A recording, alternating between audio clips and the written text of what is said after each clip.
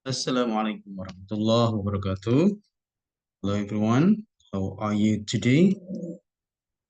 Alhamdulillah wa syukurillah wa salatu wassalamu ala rasulillah wa ala alihi wa sahbihi wa wala ma ba'd. Alhamdulillah, uh, this is actually the fourth meeting for to our class. The subject of teaching English to young learners. And this time, on this occasion, we are going to talk more about how to teach listening to young learners. Teach listening to young learners.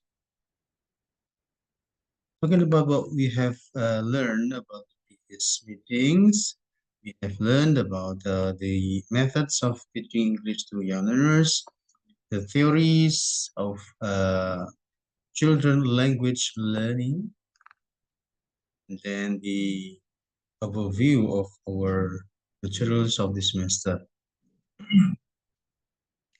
Sudah belajar dan mengetahui tentang teori-teori. Just remember that there are four theories regarding the teaching English to young learners: behaviorism, nativism, interactionism, and also cognitivism. And then there are so many methods we can use in the teaching English to young learners. The dominant theory is from audio-lingual method. Audio-lingual method, the natural approach, and probably the most popular method you can use in teaching English to young learners is the total physical response. You can also use something like songs, games, stories, and other media to teach students of young learners. And we come to the next one now. We are going to talk more, particularly in listening. How to teach listening. Bagaimana mengajarkan listening kepada atau pengajaran itu dalam upaya meningkatkan keterampilan mendengar atau listening siswa usia dini, young learners. Right, and then now let me share screen. Let me share screen. Okay.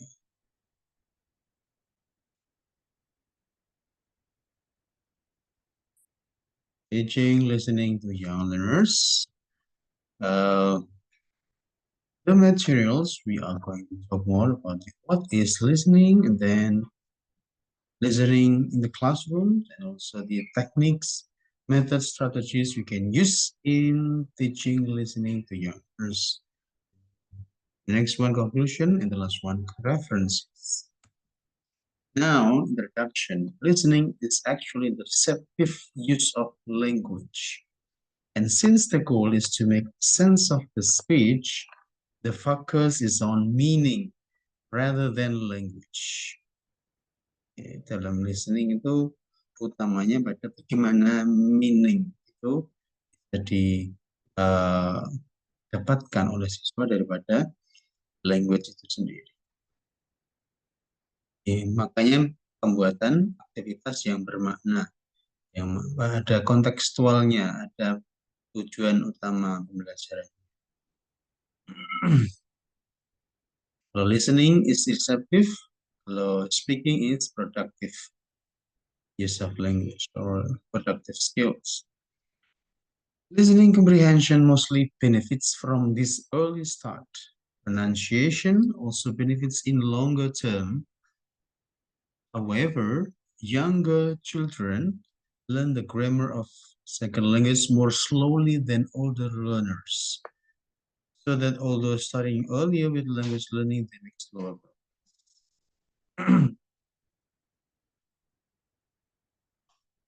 So it is better for students of young learners to learn first how they can listen more and more in practicing in learning language. Jadi semakin banyak mereka terpapar, exposed with any activities of listening, tentunya listeningnya terkait dengan bahasa Inggris ya.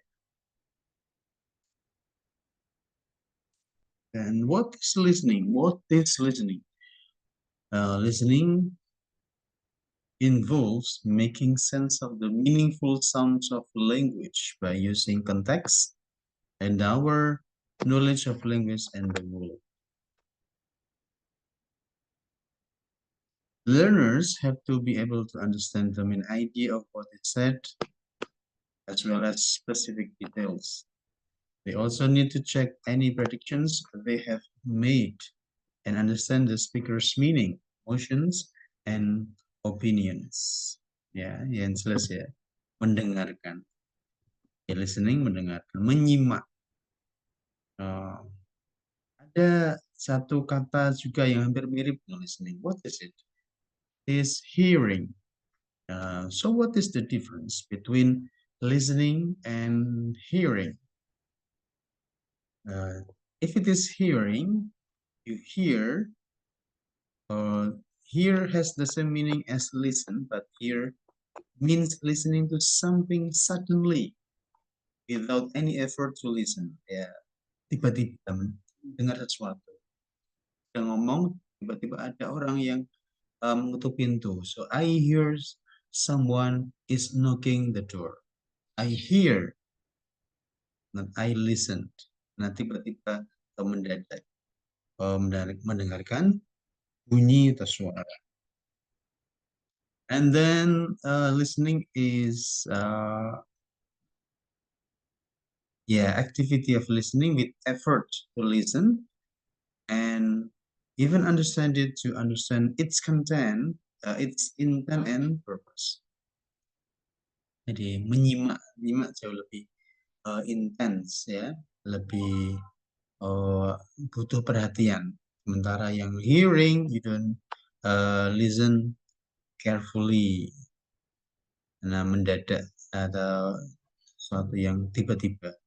Mak tunduk. Alright, what children listen to? Kira-kira apa aja yang biasanya didengarkan oleh siswa ini? Ya, simak ya.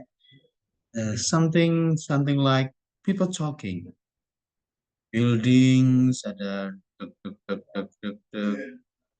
Mereka itu apa ya? Maka they listen to that. And television, watching. When you are watching, actually you are listening as well. A vacuum cleaner. Nah, apa itu mengambil apa itu nyedot apa itu namanya nyedot debu ya, vacuum cleaner. Banging, microwave oven, bell ringing, phone ringing, and so on. Apa dan lain-lain dan okay. Why you should study listening in the process of learning English? Kira-kira kenapa sih sebenarnya kita perlu belajar listening in the process of learning language, especially English language? It is to make overall understanding in learning English. Then it is to improve learning in using English listening function. It can train our pronunciation skills. Jadi bisa train atau melatih tampilan pronunciation, pelafalan. It will be much easier to do and complete structure exercises. Semakin latih pronunciation, semakin sering mendengarkan, maka akan meningkatkan semakin mudah bagi anak-anak untuk melengkapi latihan-latihan yang terkait dengan listening. It can be also other language skills. It also can increase the students' vocabulary. Dan karena semakin sering mendengarkan, semakin kemarin sudah saya dengarkan ini ternyata artinya ini. Kemudian bisa ditambahkan vocabulary yang lainnya, kata-kata yang lainnya, expressions lainnya, sehingga meningkat perbendaharaan kosakata dari siswa. Kemudian it also makes it easy for students to tell stories, communicate and interact with the people around us, around the students. Jadi semakin mereka belajar listening, mereka bisa semakin lebih mudah untuk tell story, bercerita, berkomunikasi, or interact with people around. And then, all right, so there are some steps you can develop listening lessons. Ada beberapa langkah yang bisa dilakukan untuk mengembangkan pembelajaran, terutama listening. What are they? First, pre-listening. The second one, while listening, and the last one, post-listening.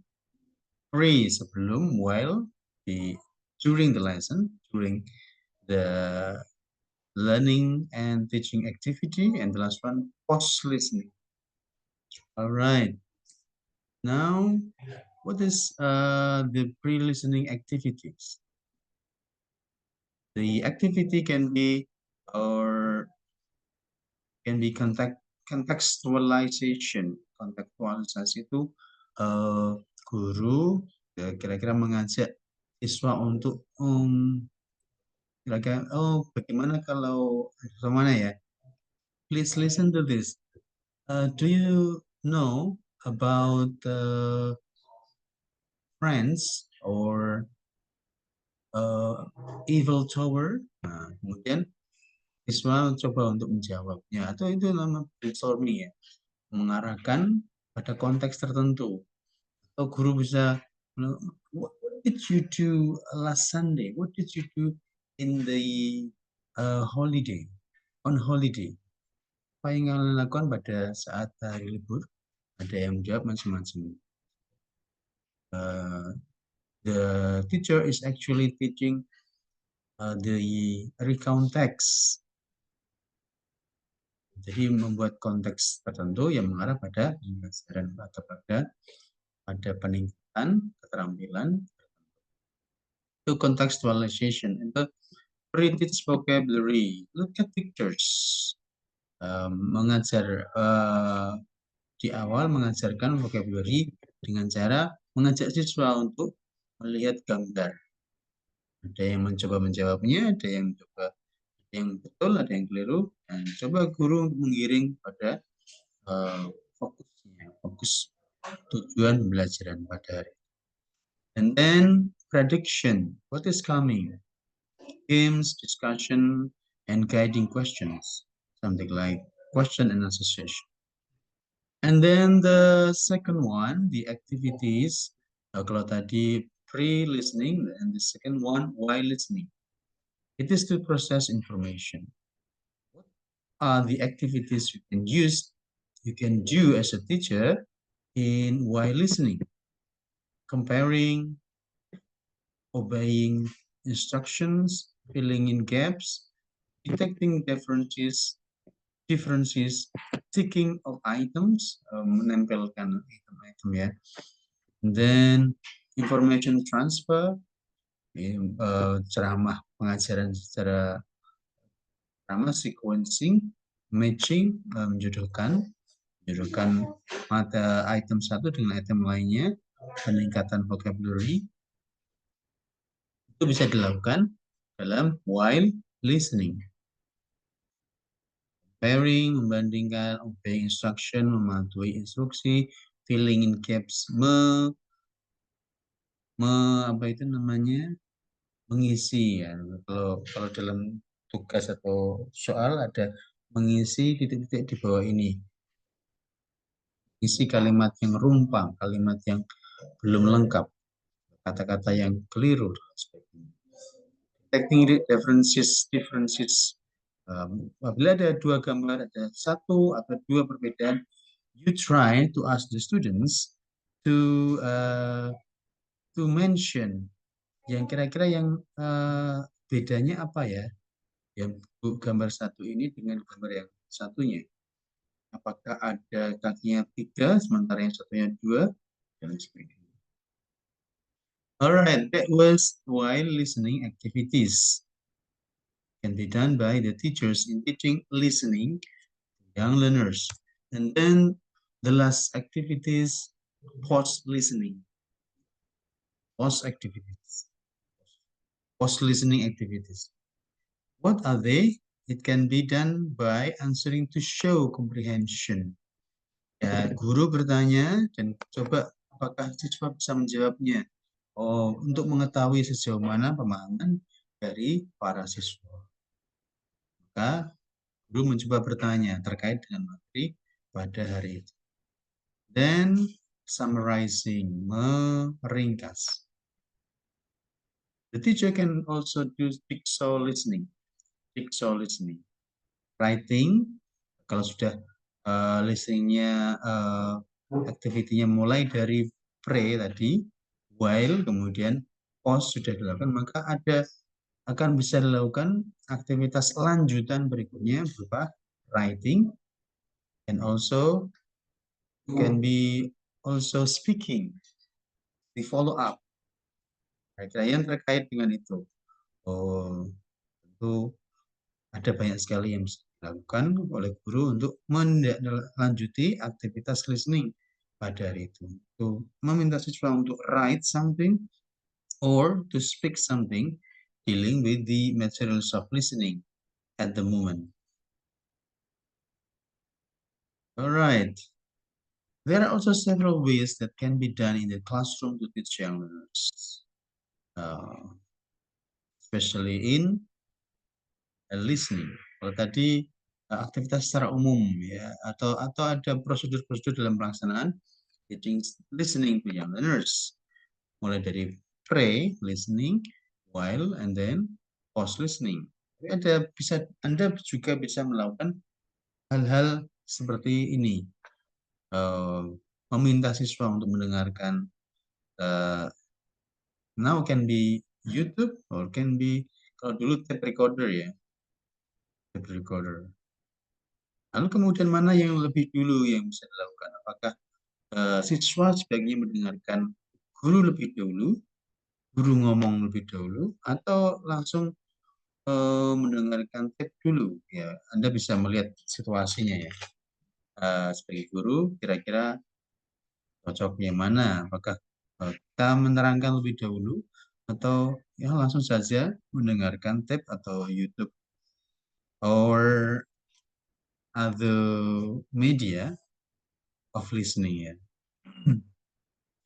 You can also use, or you can also do dictation. Dictation is always an important technique of teaching listening because it trains students' comprehension in differing English sounds or differentiating English sounds. Dan untuk mengetahui, maka dictation itu mendikte. Good. So the teacher can say something like, Apple, the students try to write what they are listening to. Kira-kira mereka mendengarkan apa yang disampaikan guru? Coba menuliskannya. Atau kalau dalam bahasa Arab, imla. And then kalau sudah atau ini bisa tidak harus urut ini ya. Artinya you can do which one is better, which one is best for the students, which one you can do first in the teaching and learning process of listening activity. Itu juga dengan stories, cerita. Ya, cerita itu bisa story reading and also story telling, menceritakan cerita, berdongeng atau membacakan cerita. Then you can also do the game using total physical response. As I told you in the previous meeting about total physical response, that the teacher give instruction to students, and the students respond the teacher's instruction using movement, gerakan fisik ya. When you as a teacher say stand up, so then the students respond your instruction to stand up without any utterance or pronunciation. Jadi langsung mengikuti, merespon dengan menggunakan fisik. And then the other things we can do in listening activity is that listening to songs. Children love songs. Then keep songs in their heads, sing them after class, hum them on the way home, and sing them at home. Yeah, you as a teacher try to do your best to sing a song good as possible. Maka sebelum Anda menerapkan lagu itu, you make sure that you can sing that song first. Jangan sampai Anda mencoba, yuk kita nyanyi ini, tapi sementara Anda tidak tahu bagaimana menyanyikannya. Alright, we come to the last part of our discussion this time, conclusions. It is often best not to consider listening and speaking as two independent skills. Maka sebaiknya memang tidak bisa dipisahkan antara listening activity and speaking. When you are listening or when you are speaking, actually you are listening to your speaking as well. Jadi tidak bisa dipisahkan. Atau Anda meminta siswa mendengarkan dan Anda ngomong, maka pada saat tertentu ya siswa juga ngomong. So ini dua language skills that cannot be separated, tidak bisa dipisahkan.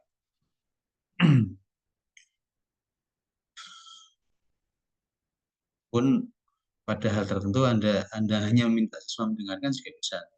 Kayak gimana begitu ya. Listening is always considered as the receptive activity that leads to speaking as the productive activity.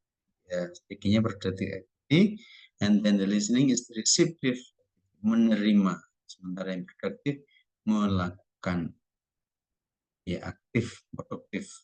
When one student speaks, the others will listen, and when we explain, the students listen carefully.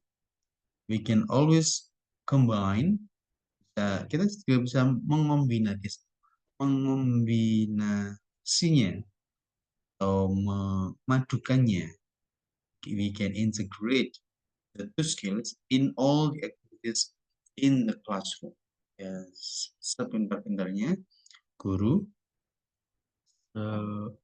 kreatifnya untuk mengombinasikannya antara listening skills activity and the speaking activity. All right, these are the references used in these materials: Cameron, Gradle, and some from UNY. That's all for today. Thank you very much for your kind attention. Right, let me close by I'll see you next meeting. Assalamualaikum warahmatullahi wabarakatuh.